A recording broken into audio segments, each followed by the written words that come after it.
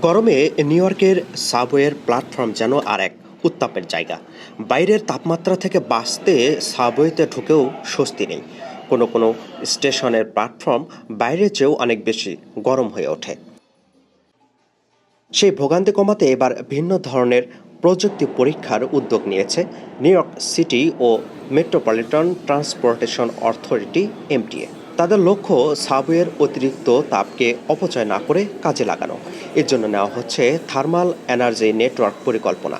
গরমে প্ল্যাটফর্মে জমে থাকা অতিরিক্ত তাপ পাইপের মাধ্যমে সংগ্রহ করে মাটির নিচে সংরক্ষণ করা হবে। শীতকালে সেই তাপ ব্যবহার করা হবে আশপাশের সরকারি ভবন গরম করতে। নিউ ইয়র্কের mayor Zohran Mamdani, governor Kathy Hochul এবং এমটিএ ঘোষণা করেছে $8 লাখ একটি সম্ভাব্য যাচাই সমীক্ষা। প্রাথমিকভাবে পরীক্ষা চালানো হবে ব্রুকলিনে, কারণ এটি নিউ ইয়র্কের সবচেয়ে উষ্ণ subway station. I don't have to tell any New Yorker that it is brutal underground in the summertime, especially here in this Chambers Street and Municipal Building Brooklyn Bridge complex. Brooklyn Bridge City Hall, in fact, where the 4, 5, 6 stops, is one of the sweatiest in our system. Average temperatures last summer peaked at 96 degrees, and every year it's actually getting hotter because of climate change. Mayor Zohran Mamdani বলেন, এই প্রযুক্তি সফল হলে শহরের অর্থ সাশ্রয় হতে পারে।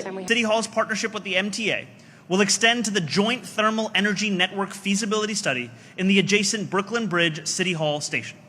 Anyone who has stood on a subway platform in August knows that our stations do not just get hot, they turn into underground saunas. And if you, like me, do not know what a summer suit is and choose instead to commute in a wool one, let me tell you, it is far from a therapeutic experience. সাবওয়ের তাপ কাজে লাগানো গেলে সেই ব্যয় কমানোর পাশাপাশি জলবায়ু সংকট মোকাবেলায়ও ভূমিকা রাখা সম্ভব বলে মনে করছেন কর্মকর্তারা। আপেল মাহমুদ, ঠিকানা নিউজ, নিউ ইয়র্ক।